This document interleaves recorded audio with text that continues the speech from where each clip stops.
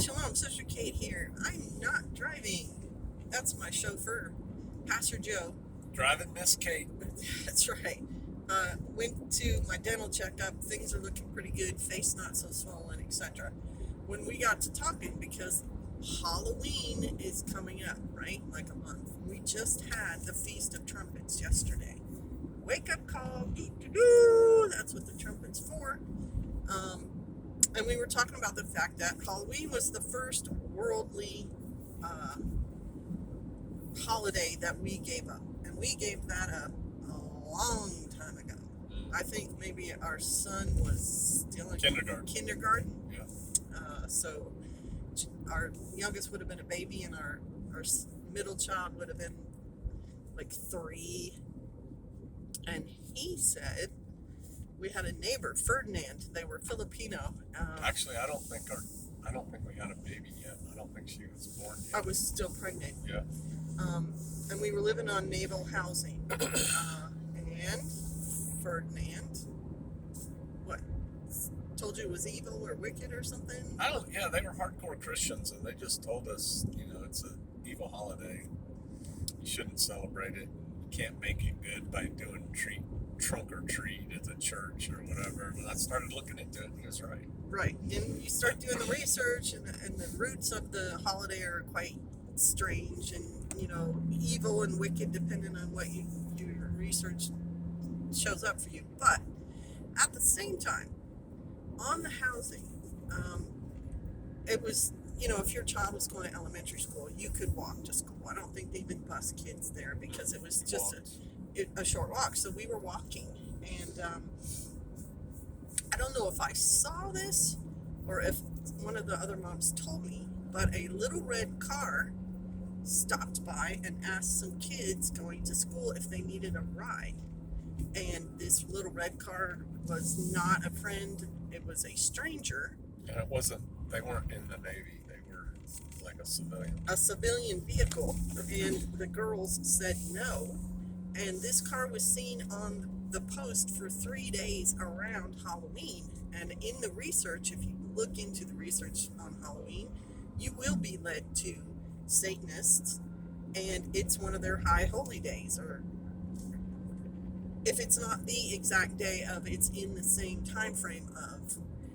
And children do get kidnapped around this time, and a lot of times the Satanists are doing offerings, whatever weird thing they're doing, and it all kind of came together in one point for us.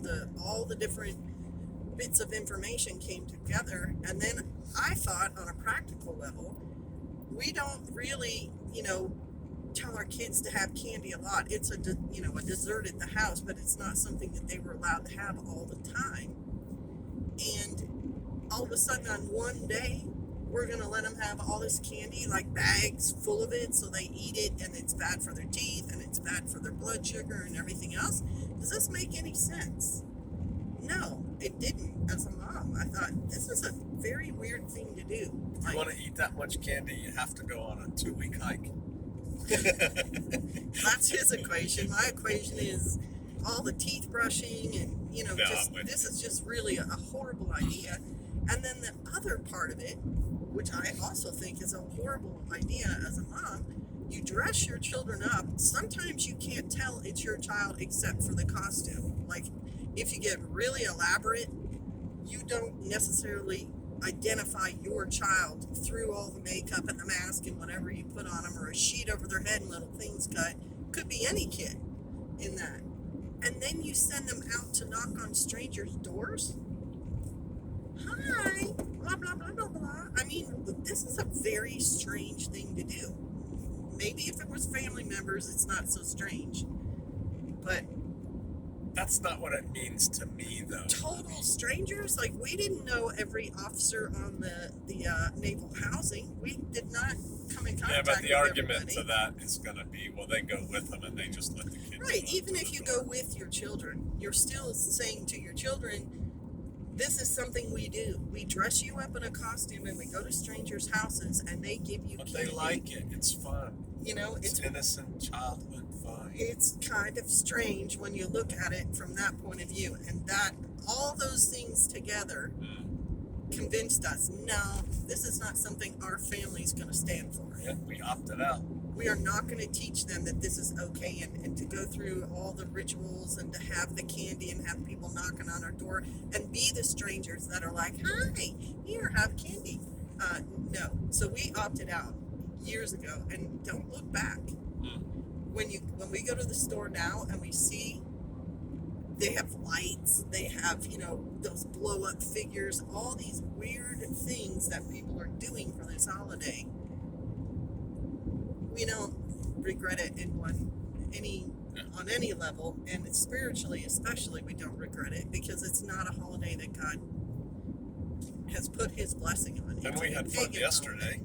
That was a great holiday. A point in time. Yeah. So no, we never looked back. All right, we got things we're doing. Shalom out. Oh, knocked the phone sideways.